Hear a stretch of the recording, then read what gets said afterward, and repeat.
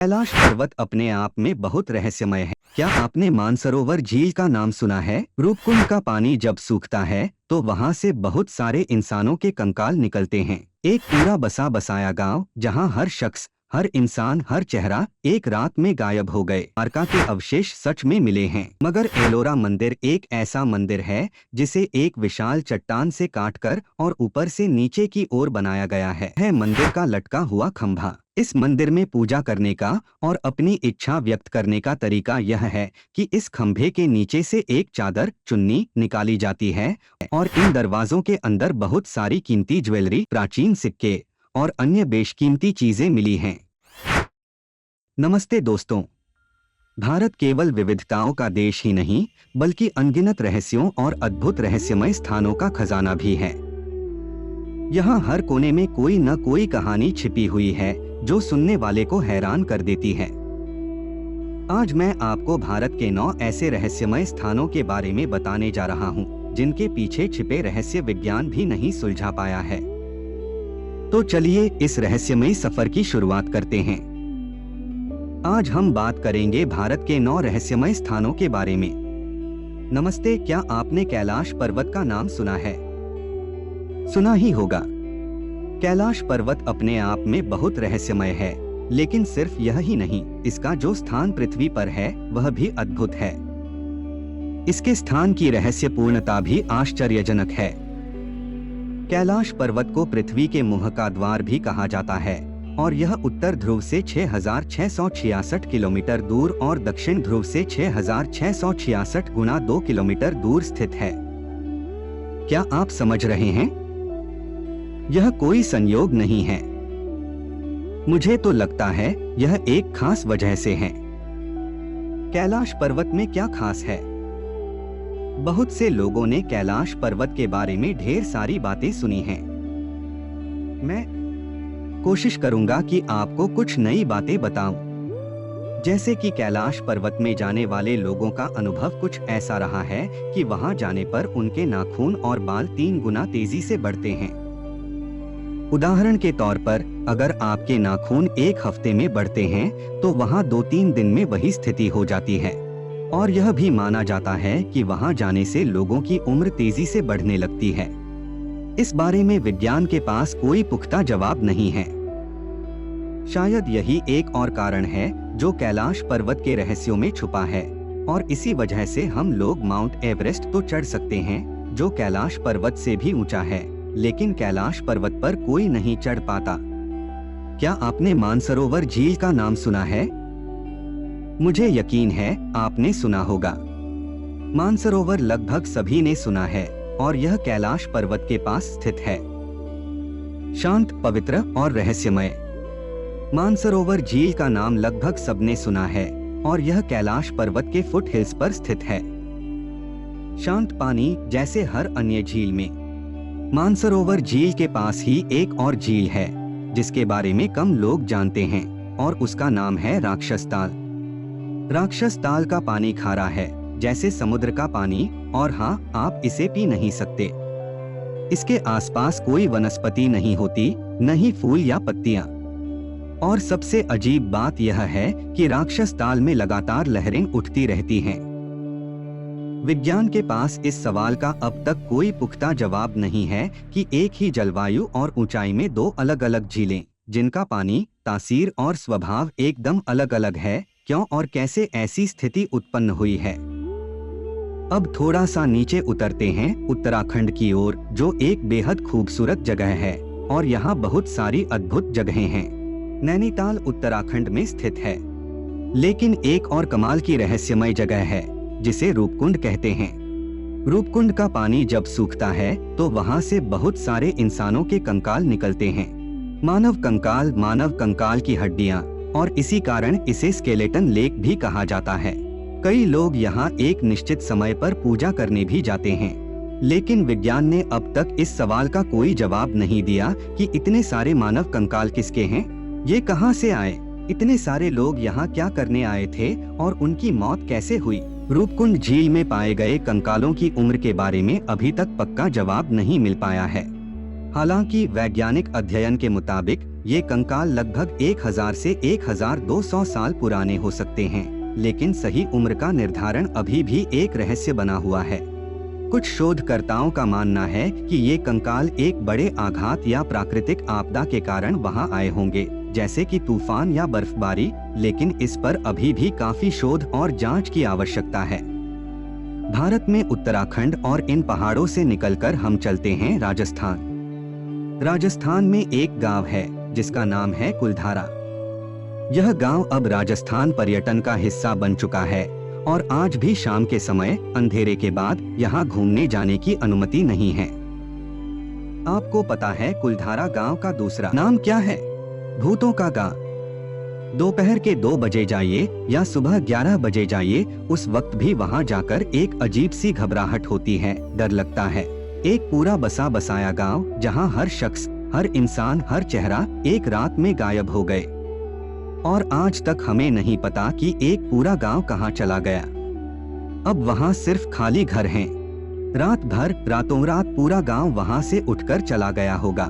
राजस्थान जैसी जगह पर जब इतने सारे लोग अचानक वहां से निकले होंगे तो पैरों के निशान छूटे होंगे, खाने की चीजें वहां छोड़कर गए होंगे और यह तैयारी से नहीं हुआ था। लोग जो खाना बना रहे थे वह सुबह जला हुआ मिला, जलते हुए पके हुए खाने के निशान छोड़कर, और एक पूरा गांव गायब कैसे? इसका कोई पक्का जवाब नहीं है। राजस्थान के पास एक और खूबसूरत राज्य है, गुजरात। हम अक्सर कृष्ण के द्वारका नगरी के बारे में सुनते हैं और कई लोग इसे महज एक मिथक मानकर नजरअंदाज कर देते हैं, लेकिन सच यह है द्वारका के अवशेष सच में मिले हैं। अभी भी इस पर शोध चल रहा है, लेकिन आप एक पल के लिए सोचिए कि एक पूरा शहर जैसा कि मुंबई या गोवा डूब जाए, पानी के कई फीट नीचे चला जाए। यह सच है कि कृष्ण की नगरी द्वारका सच में डूब गई थी। कृष्ण जी ने अर्जुन से कहा था कि ऐसा होने वाला है और इस कारण द्वारका की सारी महिलाएं और बच्चे अर्जुन के साथ सुरक्षित स्थान पर भेजे गए थे। अर्जुन ने सबको वहां से बाहर निकाल लिया था और फिर पूरी द्वारका नगरी डूब गई। आज भी उसके अवशेष पानी के नीचे हैं और हम नहीं जानते कि पानी के नीचे उस द्वारका नगरी में कितनी रहस्यमयी चीजें दबी हुई हैं। क्या रहस्य छुपे हैं वहां? कौन सी बातें अभी तक सामने नहीं आईं? यह सवाल अब भी अनुत्तरित हैं। हम अभी भी उन रहस्यों को ढूंढने और खोजने के लिए तत्पर हैं। अब चलते हैं हिंदुस्तान के बीच में मध्य प्रदेश की ओर। मध्य प्रदेश में एक छोटा सा कस्बा है जिसका नाम है अमरकंटक। इस जगह का बहुत मान है क्योंकि अमरकंटक से एक नदी का जन्म होता है और यह नदी है नर्मदा। हमारी देश की ज्यादातर नदियां ऊपर से शुरू होती हैं और नीचे की ओर बहती हैं, यानी उत्तर से दक्षिण की ओर। मगर नर्मदा को पाताल नदी कहा जाता है क्योंकि यह मध्य भारत से यानी केंद्र से निकलकर उत्तर की दिशा में बहती है। यह एक अद्भुत खासियत है क्योंकि नर्मदा की दिशा और स्थान ने इसे एक विशेष पहचान दी है। अब हम थोड़ा और नीचे आते हैं। मध्य प्रदेश से होते हुए एक और कमाल का राज्य है महाराष्ट्र, जिसमें मुंबई तो है ही मगर उसमें एक और शहर है जिसका नाम है औरंगाबाद। औरंगाबाद के पास एक अद्भुत मंदिर है जिसका नाम है एलोरा मंदिर। किसने इसे बनाया, क्यों बनाया और कैसे बनाया? इन तीनों सवालों का जवाब आज तक विज्ञान के पास नहीं है। आमतौर पर किसी भी निर्माण को नीचे से ऊपर की तरफ बनाया जाता है। पहले उसका प्लिंथ बनता है, फिर उसके ऊपर मंजिलें तैयार होती हैं। मगर एलोरा मंदिर एक ऐसा मंदिर है जिसे एक विशाल चट्टान से काटकर और ऊपर से नीचे की ओर बनाया गया है। यह एक अद्भुत कृति है। इस मंदिर में बहुत सारे स्तंभ हैं, दरवाजे हैं, बहुत सारी शिलालेख, स्क्रिप्चर्स और मूर्तियां बनी हुई हैं। मगर सवाल यह है कि यह कैसे बना और क्यों बना? आज का आधुनिक वास्तुकला भी इस सवाल का जवाब नहीं दे पा रहा है। इस मंदिर के निर्माण के दौरान जितने पत्थर निकाले गए होंगे वे करीब 4 लाख टन हो सकते हैं। 4 लाख टन पत्थर इस मंदिर से निकाले गए होंगे, लेकिन इन पत्थरों का अवशेष कहीं नहीं मिला। कहा गया है कि इन पत्थरों का क्या हुआ, यह अभी भी एक रहस्य है। वर्तमान में भी आर्किटेक्ट्स इस मंदिर के निर्माण की तकनीक को समझने में असमर्थ हैं। यह मंदिर किस तरह से बना और इसके निर्माण के दौरान क्या प्रक्रिया अपनाई गई, इस पर आज भी शोध और विचार जारी है। मध्य प्रदेश और महाराष्ट्र के बाद एक और अद्भुत मंदिर दक्षिण भारत में है, जिसका नाम है वीरभद्र मंदिर। इसे टेम्पल ऑफ पिलर्स भी कहा जाता है क्योंकि इसमें बहुत सारे खंभे हैं और उनमें से एक खास खंभा ऐसा है जो जमीन को छूता नहीं है। यह है मंदिर का लटका हुआ खंभा। इस मंदिर में पूजा करने का और अपनी इच्छा व्यक्त करने का तरीका यह है कि इस खंभे के नीचे से एक चादर चुन्नी निकाली जाती है और फिर आपकी इच्छा मानी जाती है। यह तो सामान्य बात है, लेकिन असामान्य बात यह है कि कई बार इस खंभे को अलग अलग युगों में समझने की कोशिश की गई और यह निष्कर्ष निकाला गया कि यह खंभा मंदिर को समर्थन नहीं दे रहा है। तो लोग कहते हैं इसको हटा दो, लेकिन यदि आप इस खंभे को हटाने की कोशिश करते हैं तो मंदिर की छत में दरारें पड़ जाती हैं और यह संकेत है कि अगर इस लटकते हुए खंभे को हटा दिया गया तो पूरा मंदिर ढह सकता है।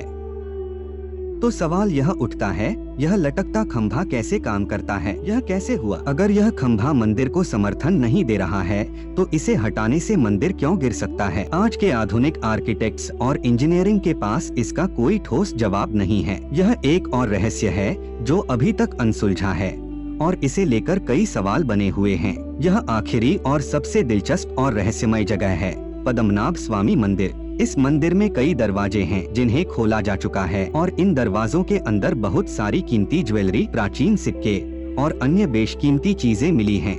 लेकिन इनमें एक दरवाजा है जिसे कोर्ट की भाषा में वॉल्ट बी कहा जाता है और इसे कल्लारा दरवाजा भी कहा जाता है। यह दरवाजा बहुत ही रहस्यमय है। इस दरवाजे की खासियत यह है कि इसके ऊपर 2 स्लाइस हैं जिनमें बड़े बड़े सांप बने हुए हैं जो एक दूसरे की ओर मुख किए हुए हैं और इसके ऊपर यक्षिणी का चेहरा उकेरा गया है। इस दरवाजे की विशेषता यह है कि इसमें कोई ताला नहीं है, कोई चाबी नहीं है और कोई कीहोल नहीं है जिससे इसे खोला जा सके। कुछ कारणों से सुप्रीम कोर्ट ने इस दरवाजे को खोलने पर मनाही लगा रखी है। कई लोग मानते हैं कि इस दरवाजे के पीछे दुनिया की अथाह दौलत छिपी है और अगर यह दरवाजा खुल जाएगा तो हम सबसे ज्यादा अमीर देश बन सकते हैं। लेकिन कुछ लोग यह भी मानते हैं कि अगर यह दरवाजा खुलेगा तो हमारे देश पर बड़ी आपदाएं और विपदाएं आ सकती हैं। इतिहास में जब भी इस दरवाजे को खोलने की कोशिश की गई है, उसके आसपास कई ऐतिहासिक साक्ष्य और लेखन मिले हैं जो बताते हैं कि उस दरवाजे को खोलने की कोशिश करने पर अजीब घटनाएं घटी। कुछ लोगों का यह भी मानना है कि जब इस दरवाजे में खटखटाने की कोशिश की गई तो उसके अंदर से समुद्र की लहरों की आवाज सुनाई दी। विज्ञान के पास इसका कोई ठोस जवाब नहीं है कि वह दरवाजा कैसे खुलेगा और हमें नहीं पता कि उस दरवाजे के पीछे क्या छिपा है। मगर यह बहुत अजीब बात नहीं है कि एक दरवाजे के पीछे से समुद्र की लहरों की आवाज आ रही है। ये थे भारत के 9 रहस्यमय स्थान। बहुत सारे लोग इन रहस्यों के जवाब ढूंढ रहे हैं और अगर मुझे इनका कोई जवाब मिलता है